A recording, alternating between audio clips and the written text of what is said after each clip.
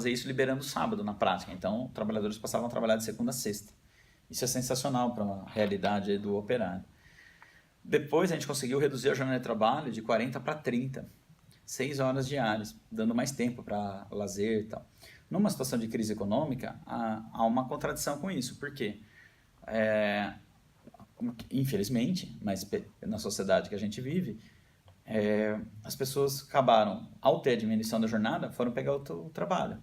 Começou como um bico, e hoje a gente meio que brinca que é o contrário. A Flasco é que virou o bico das pessoas, pelas dificuldades econômicas que a gente vive. A gente não consegue trabalhar todo dia, a gente não está conseguindo comprar matéria-prima todo dia, faz 2 anos, onde a situação objetiva nos forçou a uma situação de muita dificuldade. O documentário feito no fim do ano passado pelo pessoal do jornalismo da PUC, Flasco Donos do Próprio Suor, se você reparar, muitas das nossas falas é no passado. Flasco foi ótimo, o Ricardo Antunes fala, foi uma ótima experiência, se a Flasco fechar já, porque esse é o sentimento que a gente tem. A Flasco vem funcionando, porque a gente pode até sobreviver com esse espaço aqui, por exemplo, da luta política e tal, mas a fábrica, comprar matéria-prima, produzir, vender, isso é uma lógica comercial capitalista que 15 anos nós estamos sugados.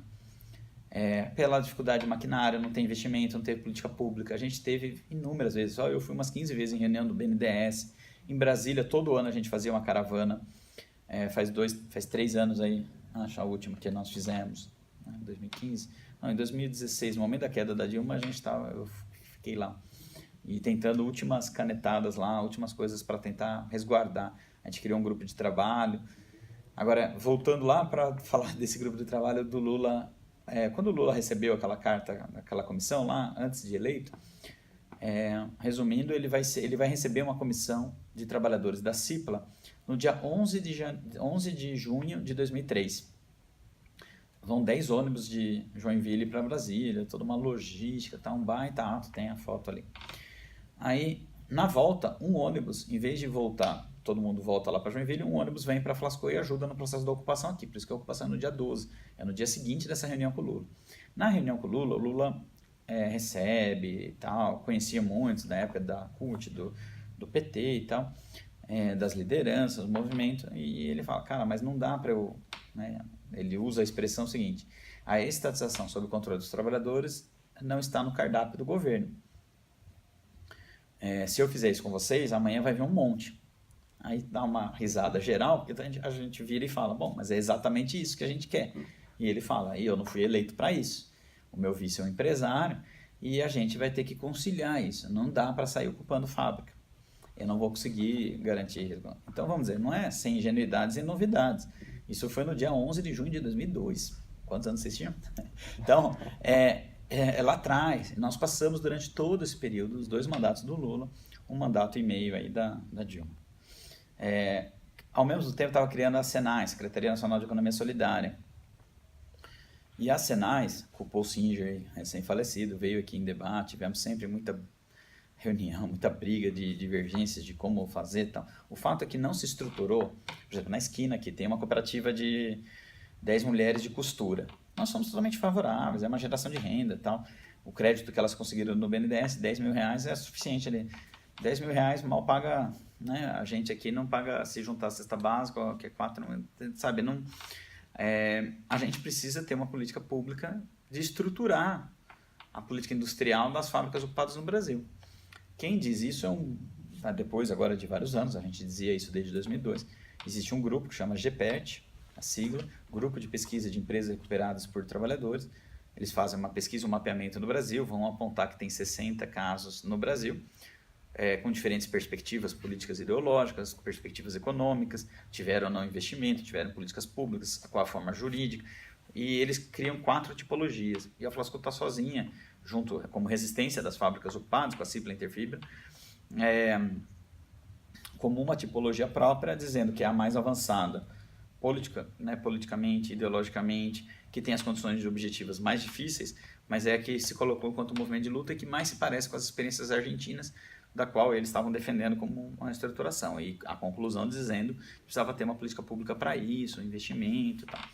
Isso, óbvio, você vai fazer questionando os patrões, porque tem uma pergunta básica. O grande mérito da Flasco é se a gente conseguiu produzir durante todo esse tempo, e com melhorias, a gente conseguiu reduzir a jornada de trabalho sem redução de salário, gerando novos empregos e aumentando o faturamento, aumentando a produção, a produtividade, os dados mostram isso.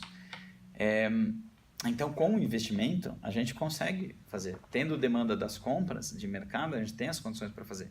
Se não fosse todas as dívidas para trás, a gente estruturar. Isso significa a gente reproduzir ilusão de que uma fábrica sozinha? Não.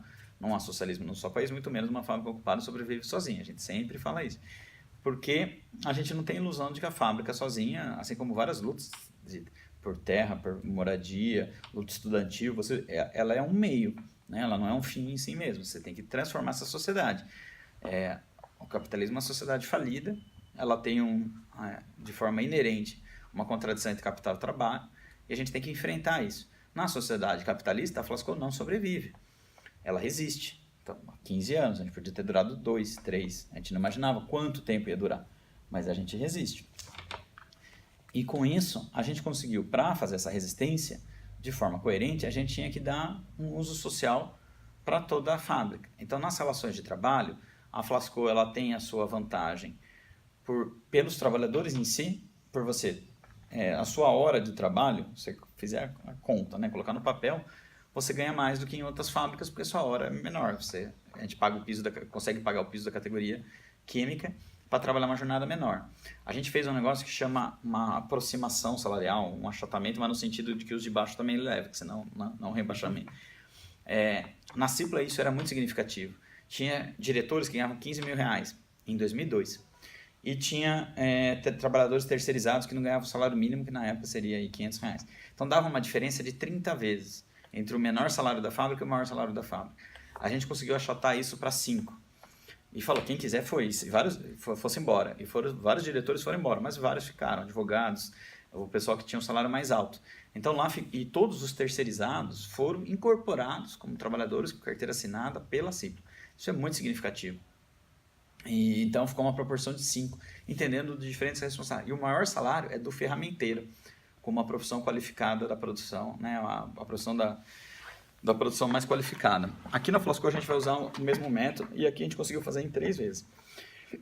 Então, do menor salário ao maior salário, não pode aumentar 3 vezes, e o maior salário é do ferramenteiro, por entender que é a profissão mais qualificada.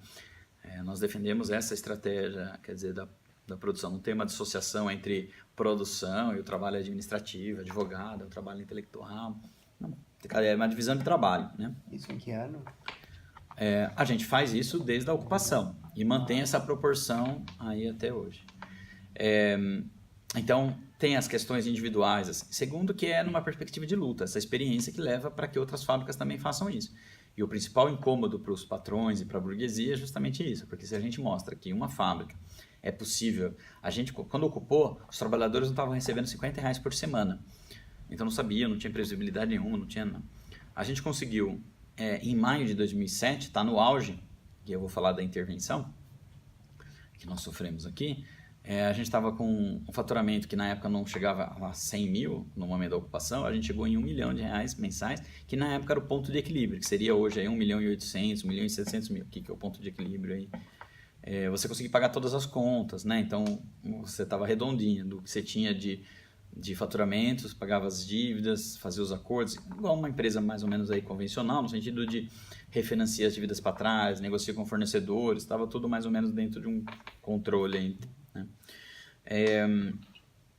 Então, a gente conseguia mostrar que se é possível fazer isso numa fábrica quebrada, numa fábrica, se os trabalhadores conseguiam fazer isso numa fábrica relativamente pequena e tal, por que a gente não consegue fazer isso em outras fábricas? Por que não pode fazer isso na Honda, que tem muito mais tecnologia, que a cada 4 minutos saía um Honda Fit, agora eles vão para Itirapina para fazer a cada 2 minutos. Então é uma insanidade, é uma contradição do capital, que você tem tanta tecnologia desenvolvida, mas ela é concentrada. Essa é a contradição do capitalismo, você não consegue, né, o desenvolvimento das forças produtivas.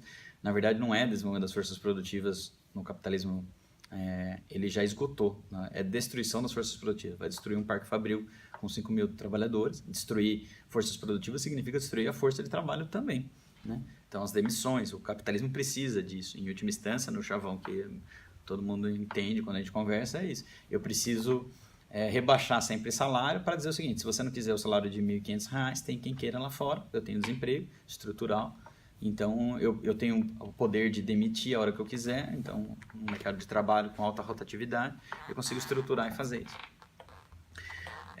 Enquanto experiência, então, da luta no Brasil, com outros movimentos sociais, essa relação que nós tivemos com vários movimentos aí, das ocupações de fábrica, movimento sindical, mas também aqui, numa terceira perspectiva, com a comunidade, com o bairro, com essa experiência de resistência aqui.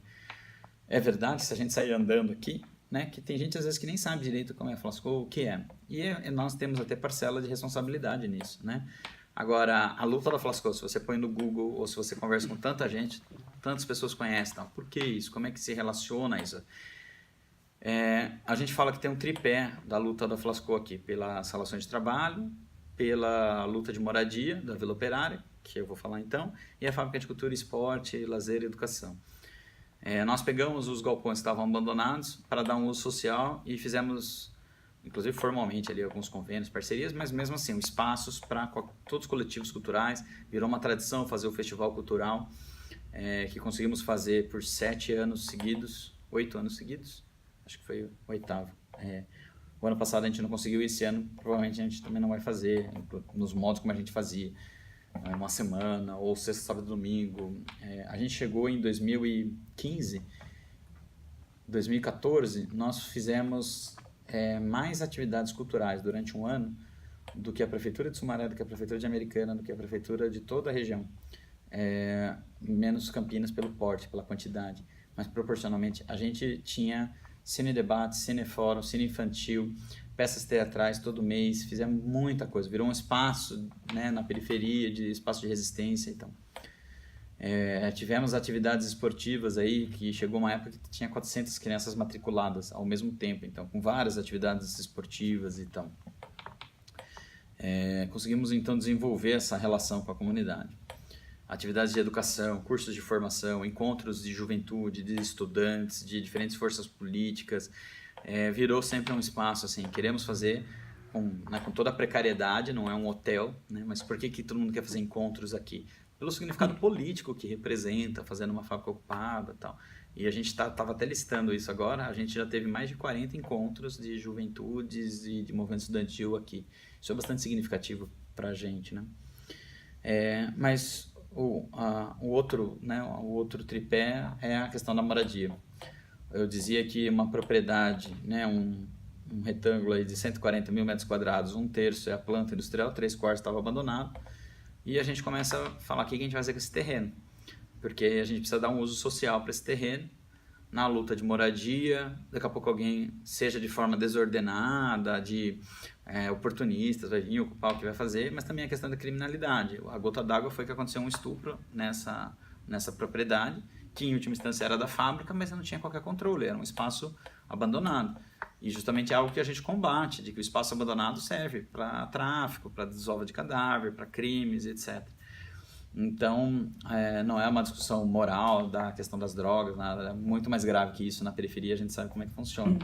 Então a gente falou, a gente precisa organizar isso. E a gente passou a entrar em alguns contatos com várias associações de moradores, fizemos reuniões preparatórias, articulamos.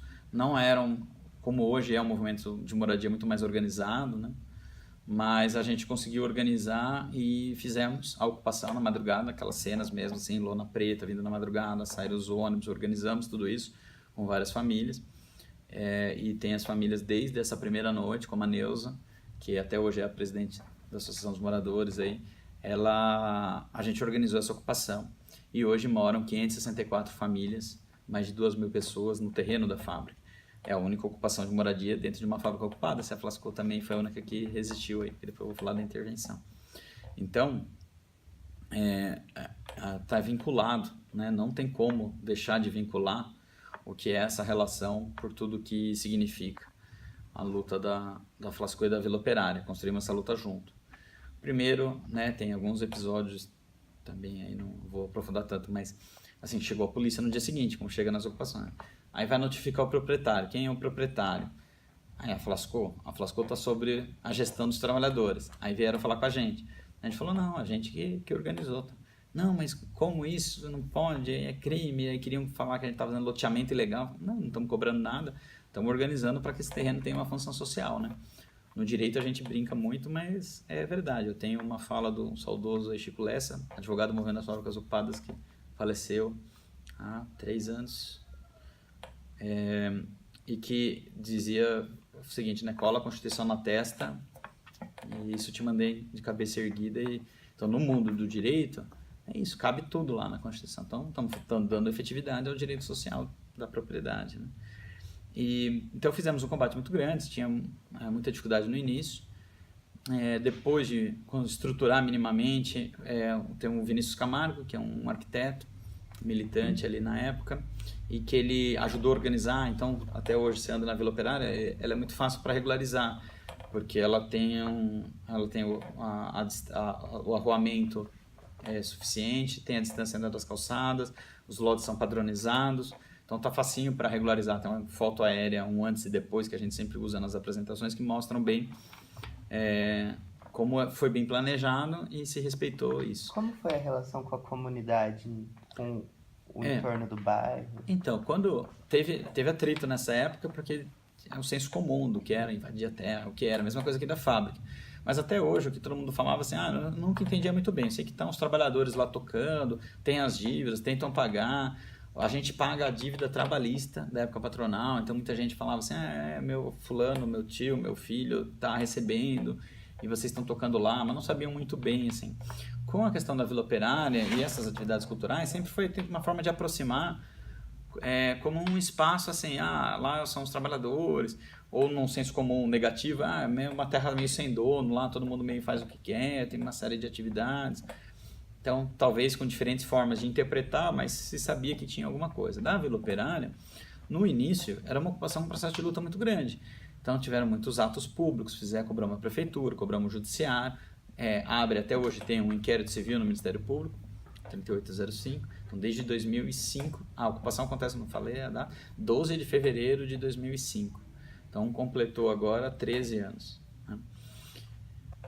E isso foi no primeiro ano, assim, foi muito esse processo de luta e tal. Aí, contradições do movimento de moradia, que naquele momento também já sofria, né? Com o tráfico de droga, com o PCC, que faz parte de uma discussão todo o estado de São Paulo, na região do Sumaré, a gente tem que ter tranquilidade para falar. A gente teve um enfrentamento com o pessoal que queria vender uma rua para lotear para mais gente, aquelas coisas, a gente conseguiu enfrentar. Enquanto a gente conseguiu ter uma inserção muito direta na Vila Operária, a gente conseguia manter uma perspectiva de luta e de unidade. Oscila, às vezes, agora reaproximou por vários motivos lá que está rolando, mas assim, teve um momento mesmo de afastamento, a gente não conseguia ter perna para conseguir acompanhar, porque assim, tem toda a luta da Flasco, a Fábrica de Cultura e Esporte, a Vila Operária, na Flasco tem a parte da fábrica mesmo, então quer dizer, se não pagar a luz, que é uma eterna briga que a gente tem para pagar a luz, tem que pagar os impostos, tem que barrar os leilões, então, às vezes faltou perna pelas nossas dificuldades. A gente pode entender, então, como coisas distintas. Então, tem um vínculo, né? Agora, o que aconteceu da Vila Operária, no primeiro ano foi uma dificuldade mais, assim, o início das ocupações, que é essa coisa da lona para um barraco de madeira, para começar alguma coisa de alvenaria, foi iniciar no segundo ano, mais ou menos.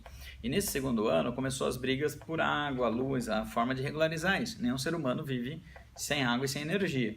Então, todo mundo tinha gato, tinha não sei o quê. A gente começa a regularizar. Posso aprofundar depois para falar da questão da água, mas a água foi um pilar da luta muito importante da Vila Operária. Fizemos abaixo-assinado, fizemos manifesto, e foi muito marcante. A gente tem alguns episódios. Primeiro, quando a gente vai conversar no Ministério Público, a gente faz um grande abaixo-assinado, faz um protocolo, uma petiçãozinha lá para o Ministério Público para pedir água. E a promotora, que não é a mesma que está hoje lá, a promotora vira, e eu lembro que foi para mim, eu tinha acabado de entrar na Flasco, então tinha sido lá, ter sido em novembro de 2006, então a família estava aqui 1 ano e meio. E a gente faz um grande ato, tal, com vários apoiadores, movimentos sociais, e a promotora vira e fala, vocês invadem uma propriedade e ainda querem água, né? Fruto dessa luta, a gente vai ter, então, teve esse primeiro episódio, depois daí, fruto de toda essa luta, a gente consegue fazer uma audiência pública no governo do Baquim, e a gente conseguiu consolidar em lei, se eu não me engano, eu posso falar besteira, a lei municipal, depois eu pego de cabeça, 5333 de 2008.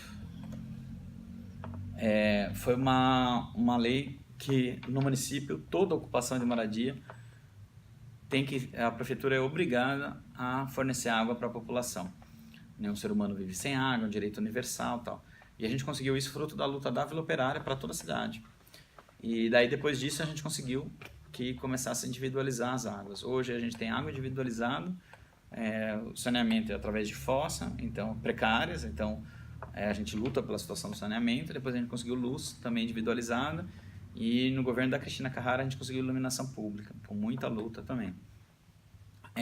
E agora no governo do Alben o que avançou um pouquinho foi a questão assim de agentes de saúde, controle de dengue e tal, que entrar ações preventivas do Estado, não só a repressão, só a polícia e tal, né? Então, e a regra no momento